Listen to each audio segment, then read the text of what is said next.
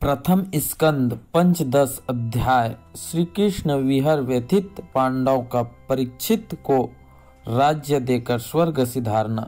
सूत जी कहते हैं, भगवान श्री कृष्ण के प्यारे सखा अर्जुन एक तो पहले ही श्री कृष्ण के विरह से कृश हो रहे थे। उस पर राजा युधिष्ठिर ने उनकी विषादग्रस्त मुद्रा देखकर उसके विषय में कई प्रकार की आशंकाएं करते हुए प्रश्नों की झड़ी लगा दी। शोक से अर्जुन का मुख और हृदय कमल सूख गया था, चेहरे फीका पड़ गया था। वे उन्हीं भगवान श्री कृष्ण के ध्यान में ऐसे डूबे रहे थे कि बड़े भाई के प्रश्नों का कुछ भी उत्तर न दे सके। श्री कृष्ण की आंखों से ओझल हो जाने के कारण वे बढ़ी हुई प्रेम जनित उत्कंठा से परवश हो रहे थे। रथ हाँकने टहलने आदि के समय भगवान ने उनके साथ जो मित्रता, अभिन्न हृदयता और प्रेम से भरे हुए व्यवहार किए थे, उनकी याद पर याद आ रही थी। बड़े कष्ट से उन्होंने अपने शोक का वेग रोका, हाथ से नेत्रों के आंसुओं पोंछे और फिर रुधे हुए गले से अपने बड़े भाई महाराजा युधिष्ठिर से कहा। अर्जुन बोले, महाराजा, मेरे भाई अथवा अत्यंत घनिष्ठ मित्र का रूप धारण करके श्री कृष्ण ने मुझे ठग लिया। मेरे जिस प्रबल पराक्रम से बड़े बड़े देवता भी आश्चर्य में डूब जाते थे, उसे श्री कृष्ण ने मुझसे छीन लिया। जैसे यह शरीर प्राण से रहित होने पर मृतक कहलाता है, वैसे ही उनके क्षण भर के वियोग से यह संसार अप्रिय दिखने लगता है। उनके आश्रय से द्रौपदी स्वयंवर में राजा द्रुपद के घर आए हुए कमलोमंत राजाओं का तेज मैंने हरण कर लिया, धनुष पर बाण चढ़ाकर मत्स्यवेद किया और इस प्रकार द्रौपदी को प्राप्त किया था। उनकी सन्निधि मात्र से मैंने समस्त देवताओं के साथ इंद्र को अपने बल से जीतकर अग्निदेव को उनकी तृप्ति के लिए खांडव वन का दान कर दिया और मैं दानव के निर्माण की हुई अलौकिक कला कौशल से युक्त मायामयी सभा प्राप्त की और आपके यज्ञ में सब ओर से आकर राजाओं ने अनेकों प्रकार से भेंट समर्पित की। 10,000 हाथियों की शक्ति और बल से संपन्न आपके इन छोटे भाई भीमसेन ने उन्हीं की शक्ति से राजाओं के सिर पर पैर रखने वाले अभिमानी जरासंध का वध किया था। तदंतर उन्हीं भगवान ने उन बहुत से राजाओं को मुक्त किया जिनको जरासंध ने महाभैरव यज्ञ बलि चढ़ाने के लिए बंदी बना रखा था। उन सब राजाओं ने आपके यज्ञ में अनेकों प्रकार के उपहार दिए थे। महारानी द्रौपदी राजसूया यज्ञ के महान अभिषेक से पवित्र हुए अपने उन सिंदूर केसों को जिन्होंने दुष्टों ने भरी सभा में छीने का साहस किया था, बिखार कर तथा आंखों में आंसू भरकर जब श्री कृष्ण के चरणों में गिर पड़ी, तब उन्होंने उसके सामने उसके उस घोर अपमान का बदला लेने की प्रतिज्ञा कर उन दूतों की स्त्रियों की ऐसी दशा कर दी कि वे विधवा हो गई और उन्हें अपने केस अपने हाथों खोल देने पड़े। वनवास के समय हमारे वैरी दुर्योधन के प्रसन्न यात्रा वाले महर्षि दुर्वासा ने हमें दुरस्तर संकट में डाल दिया था। उस समय उन्होंने द्रौपदी के पात्र में बची हुई शाख की एक पत्ती का ही भोग लगाकर हमारी रक्षा की। उनके ऐसे करते ही नदी में स्नान करते हुए मुनि मंडली को ऐसा प्रतीत हुआ मानो उनके तो बात ही क्या, सारी त्रिलोकी ही तृप्त हो गई हैं। उनके प्राप्त से मैंने युद्ध में पार्वती सहित भगवान शंकर को आश्चर्य में डाल दिया था।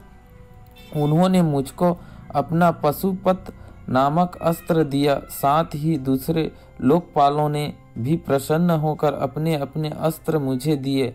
और तो क्या, उनकी कृपा से मैं इसी शरीर से स्वर्ग में गया और देवराज इंद्र की सभा में उनके बराबर आधे आसन पर बैठने का सम्मान मैंने प्राप्त किया। उनके आग्रह से जब मैं स्वर्ग में ही कुछ दिनों तक रह गया, तब इंद्र के साथ समस्त देवताओं ने मेरी इन्हीं गांडीव धारण करने वाली भुजाओं का निवातक कवच आदि दैत्यों को मारने के लिए आश्रय लिया। महाराजा, यह सब जिनकी महती कृपा का फल था, उन्हीं पुरुषोत्तम भगवान श्री कृष्ण ने मुझे आज ठग लिया। महाराजा, कौरव की सेना भीम, द्रोणा आदि अजय महत्स्यों से पूर्ण अपार समृद्ध के समान दुस्तार थी, परंतु उनका आश्रय ग्रहण करके अकेले ही रथ पर सवार हो मैंने उसे पार कर गया। उन्हीं के सहायता से आपको याद होगा, मैंने शत्रुओं से राजा विराट का सारा गोधन तो वापस ले लिया, साथ ही उनके सिरों पर से चमकते हुए मणिमय मुकुट तथा अंगों के अलंकार तक छीन लिए थे।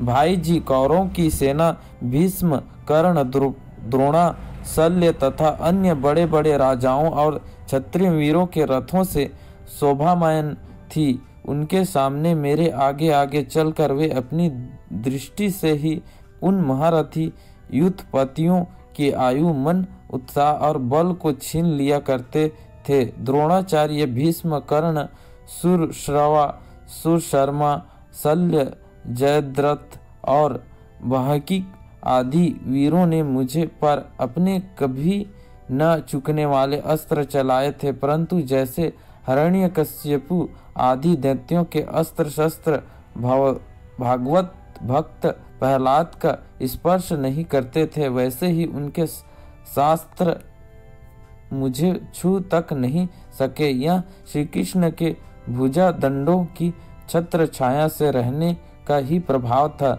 श्रेष्ठ पुरुष संसार से मुक्त होने के लिए जिनके चरण कमलों का सेवन करते हैं, अपने आप तक को दे डालने वाले उन भगवान को मुझ दुर्बुद्धि ने सारथी तक बना डाला। जिस समय मेरे घोड़े थक गए थे और मैं रथ से उतरकर पृथ्वी पर खड़ा था, उस समय बड़े बड़े महारथी शत्रु भी मुझ पर प्रहार न कर सके, क्योंकि श्री कृष्ण के प्रभाव से उनकी बुद्धि मारी गई थी।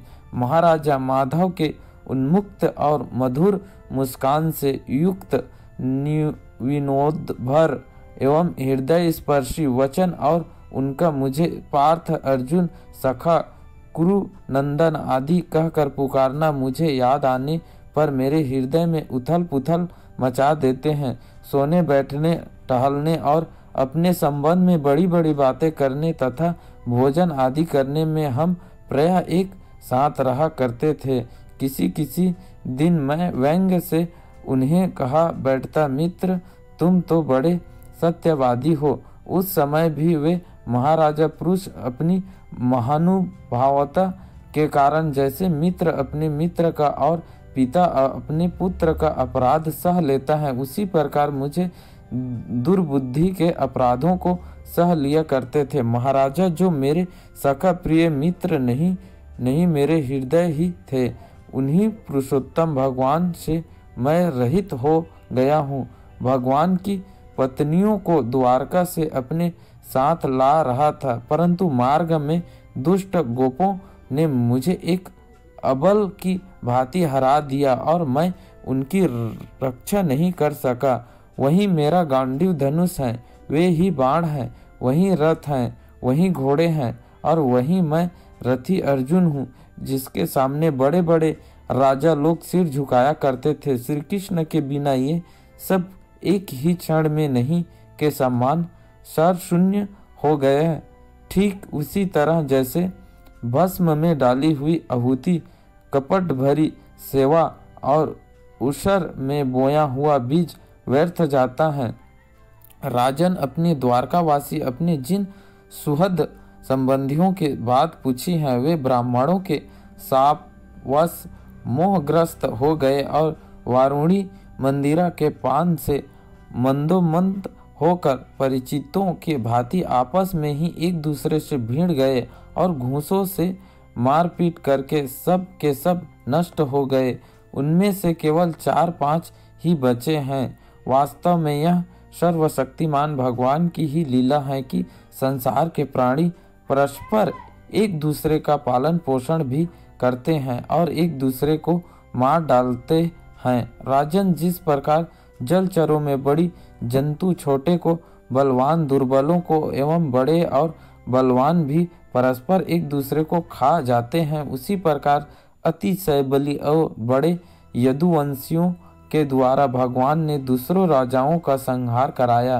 तत्पश्चात यदुवंशियों के द्वारा ही एक दूसरे का यदुवंशी का नाश करा के पूर्ण रूप से पृथ्वी का भार उतार दिया। भगवान श्री कृष्ण ने मुझे जो शिक्षाएं दी थी वे देश काल और प्रयोजन के अनुरूप तथा हृदय के ताप को शांत करने वाली थी। स्मरण आते ही वे हमारे चित्त का हरण कर लेती हैं। सूत जी कहते हैं, इसी प्रकार प्रागण प्रेम से भावना भगवान श्री कृष्ण के चरण कमलों का चिंतन करते करते अर्जुन की चित्तवृत्ति अत्यंत निर्मल और प्रशांत हो गई। उनकी प्रेममयी भक्ति भगवान श्री कृष्ण के चरण कमलों के अन्य चिंतन से अत्यंत बढ़ गई। भक्ति के वेग ने उनके हृदय को मत कर उनमें से सार विकार को बाहर निकाल दिया। उन्हें युद्ध के प्रारंभ में भगवान के द्वारा उपदेश किया हुआ गीता ज्ञान पुनः स्मरण हो आया, जिसकी काल के व्यवधान और कर्मों के विस्तार के कारण प्रमादवश कुछ दिनों के लिए स्मृति हो गई थी। ब्रह्म ज्ञान की प्राप्ति से माया का आवारण भंग होकर गुणातीत अवस्था प्राप्त हो गई।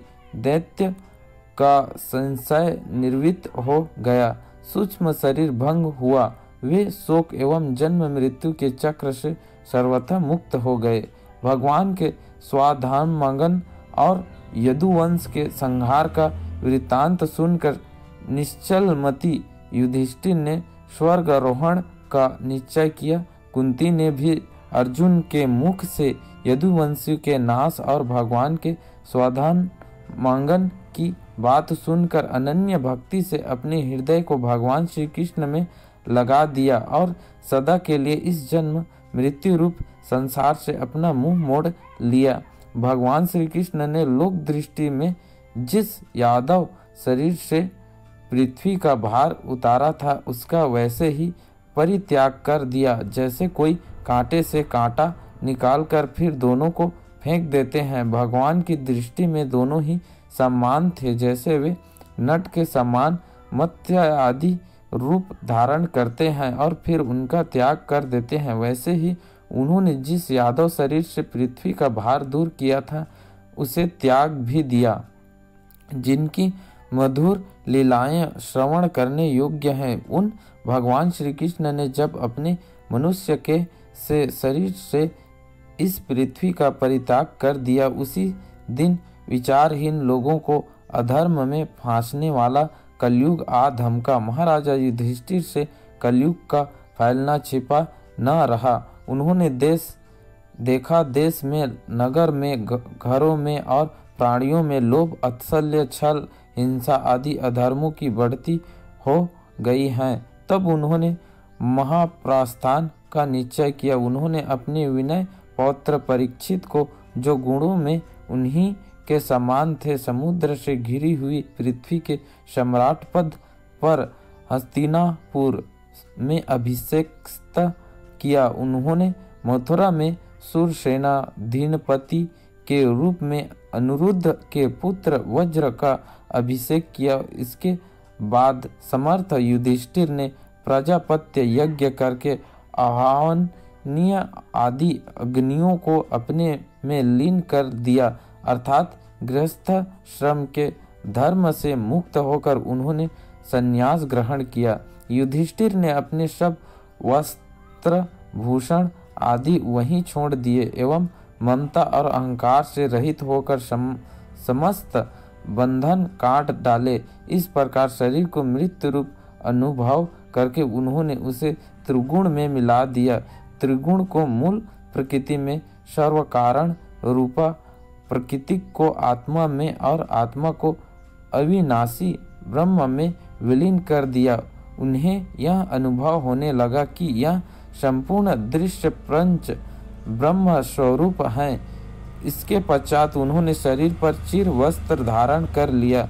अन्न जल का त्याग कर दिया, मौन ने लिया और केस खोलकर बिखार लिए। वे अपने रूप को ऐसा दिखलाने लगे जैसे कोई जड़ उन्मत्त या पिशाच हो।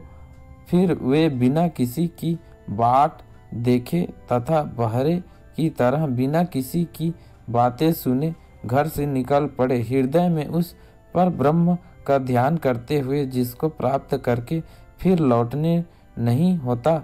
उन्होंने उत्तर दिशा की यात्रा की, जिस ओर पहले बड़े बड़े महात्मा जन जा चुके हैं। भीमसेन, अर्जुन आदि युधिष्ठिर के छोटे भाइयों ने भी देखा कि अब पृथ्वी में सभी लोगों को अधर्म के सहायक कलयुग ने प्रभावित कर डाला है, इसलिए वे भी श्री कृष्ण चरणों की प्राप्ति का दृढ़ निश्चय करके अपने बड़े भाई के पीछे पीछे चल पड़े। उन्होंने जीवन के सभी लाभ भली भांति प्राप्त कर लिए थे, इसलिए यह निश्चय करके कि भगवान श्री कृष्ण के हृदय में धारण किया। पांडवों के हृदय में भगवान श्री कृष्ण के चरण कमलों के ध्यान से भक्ति भाव उमड़ आया। उनकी बुद्धि सर्वदा शुद्ध होकर भगवान श्री कृष्ण के उस सर्वोत्कृष्ट स्वरूप में अनन्य भाव से स्थिर हो गई, जिसमें निष्पाप रूप ही स्थिर हो पाते हैं। फलतः उन्होंने अपने विशुद्ध अंतःकरण से मनुष्यों को कभी प्राप्त नहीं हो सकती। संयमी एवं श्री कृष्ण के प्रेमोवेश में मुग्ध भगवानमय विदुर जी ने भी अपने शरीर को प्रभास क्षेत्र में त्याग दिया। उस समय उन्होंने लेने के लिए आए हुए पितरों के साथ वे अपने लोक यमलोक को चले गए। द्रौपदी ने देखा अनन्य प्रेम से भगवान श्री कृष्ण का ही चिंतन करके उन्हें प्राप्त हो गई। भगवान के प्यारे भक्त पांडव के महाप्राण की इस परम पवित्र और मंगलमयी कथा को जो पुरुष श्रद्धा से सुनता है वह निश्चय ही भगवान की भक्ति और मोक्ष प्राप्त करते हैं।